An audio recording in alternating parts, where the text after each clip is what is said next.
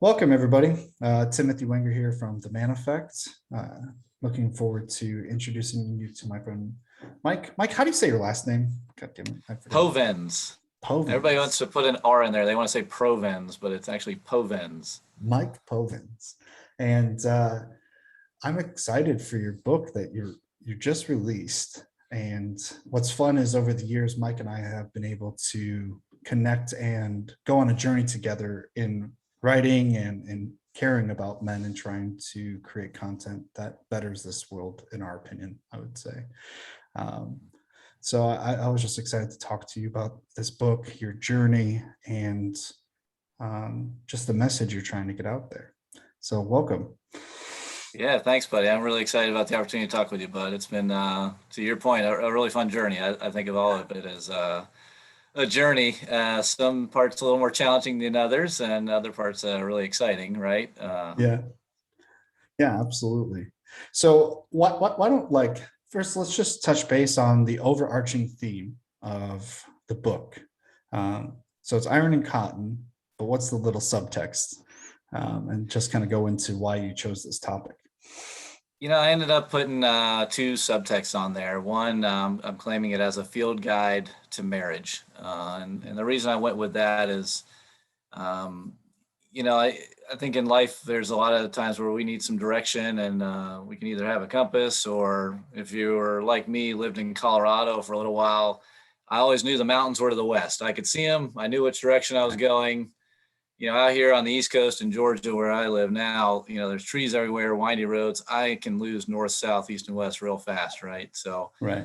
I put that in, in terms of my marriage, and I can get misled and be going the wrong way. So I feel like this field guide is the way to kind of keep those mountains on your left, and know that Mhm. you're heading north and heading the right direction. And but it's look, I'm on this journey too.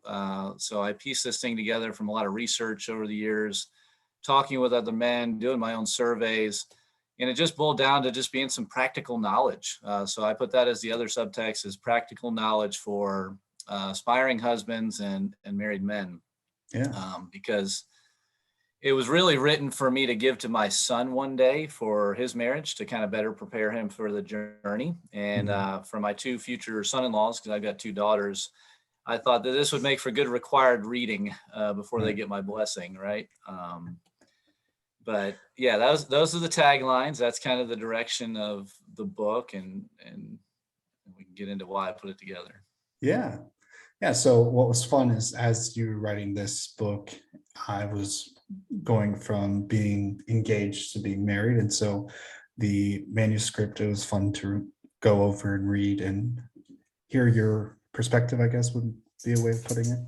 Yeah. Um, just because I find that there's not a lot of uh, conversation among men of the ups and downs, like honestly, of the Yeah. journey of being in a long-term committed relationship. Uh, so I appreciated No, that. that's very true. Yep.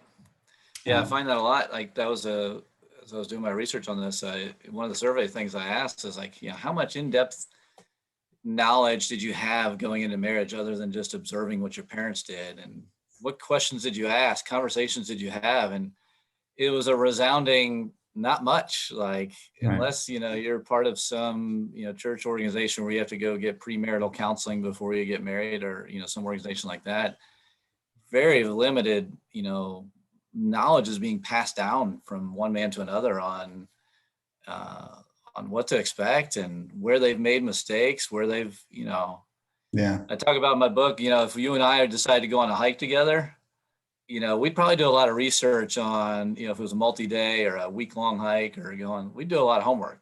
Right. Marriage is a bigger journey than a hike, and we do very minimal research, right? Yeah.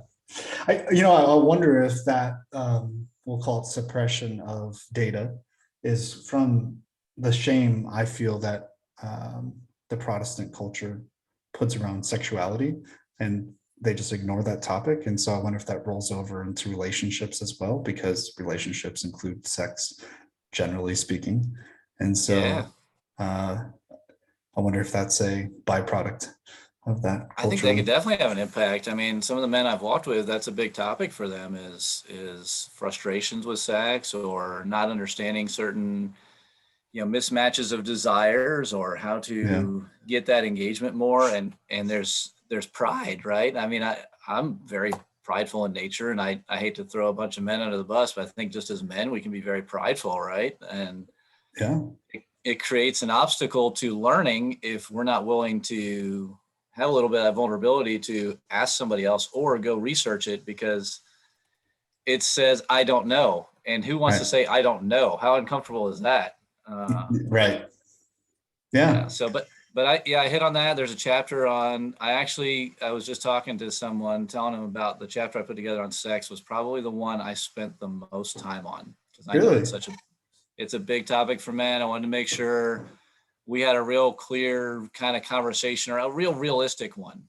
So Yeah. much of what's out there feeding our brains about sexuality is from TV, social media, porn, all that kind of stuff. And it's a mismatch with what our wives are being fed about that, and how they want to be treated, and the tenderness and the intimacy and the things that they desire out of that Yeah. is a bit different. So Very different. yeah. So how about this? So say say I'm a 20 something guy just who's engaged, and I'm thinking about, when we're going to get married. Why, like, what's like an overview of this book and why I should take the time to read it?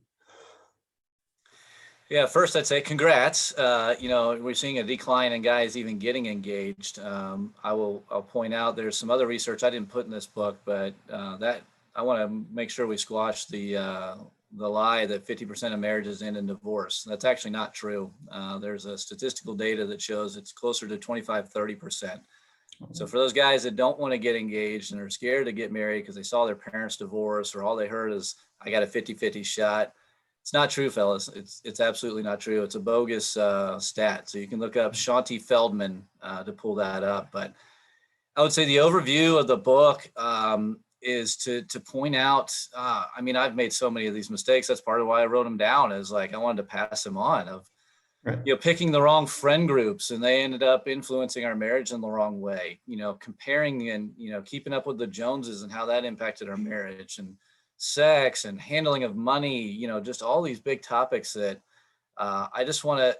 To me, I feel like I'm sitting around the campfire just having a conversation with some guys having a beer, saying, "Hey, you're in your 20s. Here's stuff. I'm in my 40s now. I've been married 20 years. Here's stuff I've walked with other buddies. I've pulled Yeah. research on to say there's a great journey to be had ahead, but you just need to know there's some of these obstacles that are going to make it challenging or make it great. And Right. and if you can at least be aware of this stuff going into it, as opposed to being in it, it's harder to see it and realize how it's impacting your marriage. So the overview is just a number of different topics, and I'm sure I left some out. Um, Of course. I'm sure I did, but I hit on a ton in Yeah. as brief a way as possible. I know our attention spans are all short, but it should make for a entertaining and easy read, and get your Yeah. feedback on that. But I feel like it meets that need. Yeah. No, there was quite a few points that I enjoyed reading and just hearing your perspective. It's nice to, how can I explain it? I like hearing other people's thought processes or observing them. And so it was fun to see you take the time to write down your thoughts and get it refined to a point where others can read it, but also to read it. Well, you bring up a So good point. I did not want to be one of those books. It's like 7 ways to a healthy marriage or 9 steps to. That wasn't the design of the book. It was actually just meant to be thought provoking, to create some Mhm. pause and get you thinking. Here's how I was thinking about it. Here's the mistakes I made. Here's Right. some research. Here's some just things to ponder on. How are you going to handle this stuff? And how is it impacting it? So it's not, if you're looking for that, I need 7 ways. If you're that regimented person, it's like, I need those 7 answers. It's not that at all. It's, Right. it's a stimulation of thought, and how are you going to handle it? Yeah. That reminds me of a conversation I was having with a friend not that long ago about how I often find people look to books for direction in life. Mm-hmm. And I was explaining to him how I feel my approach is very different, where I choose an objective or I have my vision for my life, and then I find books and material to help me attain that goal, right? I love that. And so I hope that those listening and who check out your book, rather than looking for direction, look at it as a tool to help them achieve their desired goal. That Yeah, would be my perspective. 100%. I agree with that. I mean, everybody's got these unique dynamics within themselves. Now you add in a marriage partner and you've created these unique dynamics with you and your couple. Now, I'll say you guys are not so unique that you couldn't learn from other people, but take what you need and take what you can and interpret it and implement it in a way that makes sense for your relationship. But don't be so stubborn and hard headed to think that I am so different and we are so different that I can't use this, right? I think Right. that's where that pride thing comes in and says, oh, well, my parents didn't do that. We don't need to do that. Well, I got an example where I know a guy that thought it was absolutely normal to go through 6 separations because that's what his parents did. Like, That's that's not crazy. healthy. No, there is a better version of marriage for you. You just haven't been exposed to it yet. Yeah. So Yeah. no, I like that. Yeah, add it to your arsenal of things that make you a better guy, a better man, better husband, Right. Yeah. That's just my thought process. But Sure. um, so for everyone who's watching, what I'm going to do is I'm going to put links down in the description of either the video itself or on my website, so you guys can find Iron and Cotton, the book, very easily. Also, I'll put a link to your website too, so they can check you out and what you're up to. I know you've cut Can you back can on you your. can you if anybody watching, can you put it right here? And I just pointed at it, I don't know how to put it. www.ironandcotton.org. I don't know how to put it I don't I on the don't video. I don't know how to do that either. Okay. Just thought it'd be I'll- cool. You see that people point and they're like, and then the yeah, site shows up. I'm not that cool. I Okay, don't know yeah. how to do all that. No worries. But we'll make sure that we get all your info up for them so they can check you out. I've always appreciated your content, and I'm always down for promoting other guys who are out there trying to make this world a better place. So Well, thanks, buddy. I appreciate the support and I appreciate the time with your audience. yeah, man. And everyone who's watching, please, if you have any questions or comments or ideas, just post them, and I'll make sure to get back to you or get you in touch with Mike. So yeah. Sounds great. Any last words? No, I just I wish everyone well with their marriage journey. Yeah. That's probably the greatest, most epic journey you'll go on, and with another individual in this life. So I wish you the best with that, and I think that's how I would sign it off. Yeah. Awesome. Thank you everyone for watching, and I hope you have a good rest of your week. All right. Bye. Thank you.